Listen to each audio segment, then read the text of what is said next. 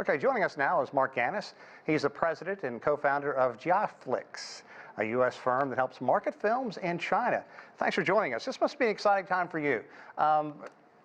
You have a film festival because people want to see and be seen, and a lot of films are out there. What's the vibe like?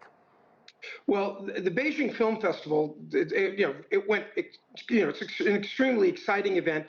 This year, it was mainly domestic stars, domestic actors. The Shanghai Film Festival will have more of the international. But this is an exciting time coming out of the COVID lockdowns with the movies that are doing very well in China, and really the preponderance of the movies being Chinese movies now at the China box office. Yeah, there's a real sense of national pride. One of the movies I was reading about, I think it's called Into the Air, or I'm maybe butchering that, but it's about about recruits getting involved in the Air Force. Again, it's doing bang up business at the box office right now. So talk a bit about that, why that's so important right now.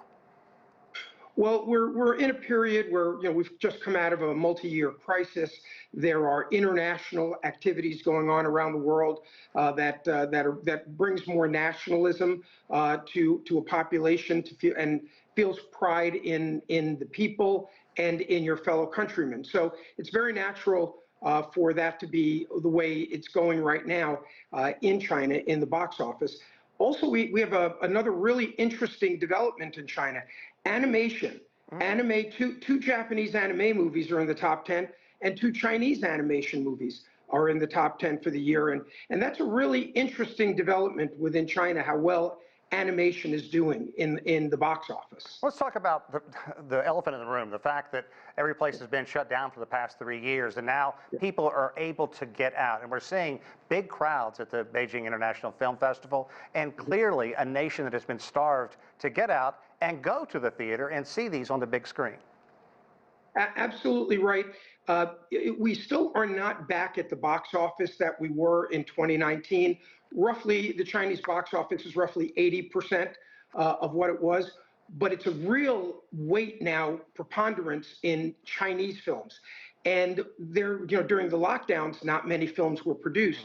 So there's a real hunger for new inventory of Chinese movies for people to go to the theater. That's one of the reasons the Beijing Film Festival was so exciting, was because there's the promise of lots of new movies with movie stars that they want to see coming to the theater soon. Indeed. Mark, you got about 30 seconds. Tell me why this film festival is so important and why it is so important at this moment in time.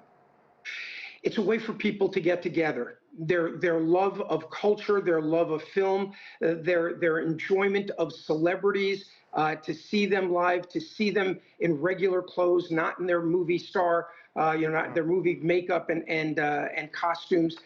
It's a way to personalize the actors and actresses as well.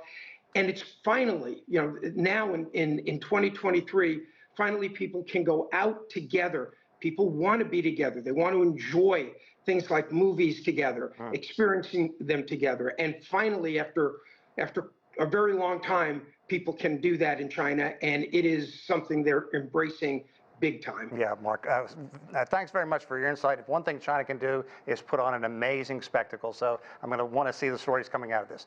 Marc Ganis, everyone, thanks so much for your time. My pleasure.